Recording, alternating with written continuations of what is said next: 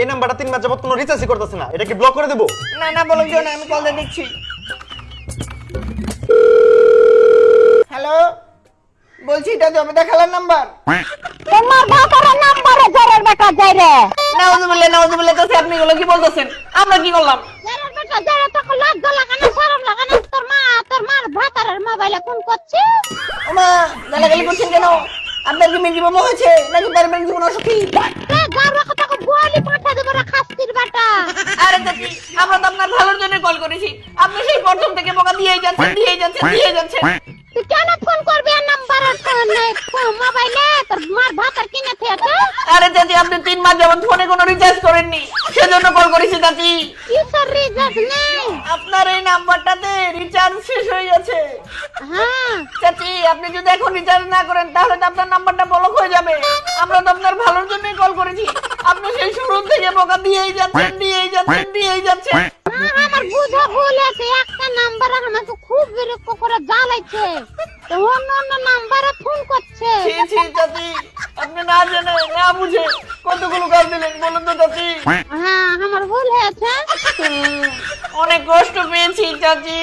আমার নাম্বারে ফোন করছে রে ভাই, তো আমার মাথা খারাপ করে দিতে, রাত 12টা করে মানে না 2টা মানে না। তাহলে চাচি আপনি কি কাজ করবেন? রাত্রিবেলা আপনি ফোনটা অফ করে ঘুমাবেন, তাহলে আর আপনি কেউ ডিস্টার্ব করতে পারবে না, বুঝেছেন চাচি? হ্যাঁ আর মোবাইলে 75 টাকা রিচার্জ করবেন, না হলে সিমটা বন্ধ হয়ে যাবে চাচি। 25 টাকা দে। হ্যাঁ, আর 75 টাকা রিচার্জ করলে আপনার সিমটা বন্ধ হবে না, চালু থাকবে, বুঝেছেন চাচি?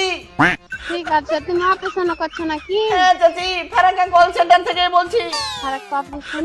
হ্যাঁ, অনেকদিন ধরে রিচার্জ করে না তো, সেজন্য অফিস থেকে আমাকে নাম্বারটা দিয়ে বললো কাস্টমারের সাথে কথা বলতে, কিন্তু আপনাকে ফোন করতেই আপনি যে গালিগালাজ শুরু করলেন, আমার তো আরেকটু হাগু মেরে যাচ্ছিল।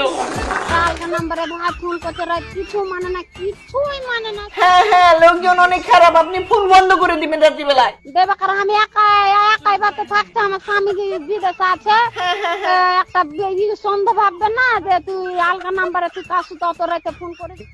জি চাচি, ঠিক বলেছেন, রং নাম্বার থেকে কল দিলে চাচা তো সন্দেহ করবে।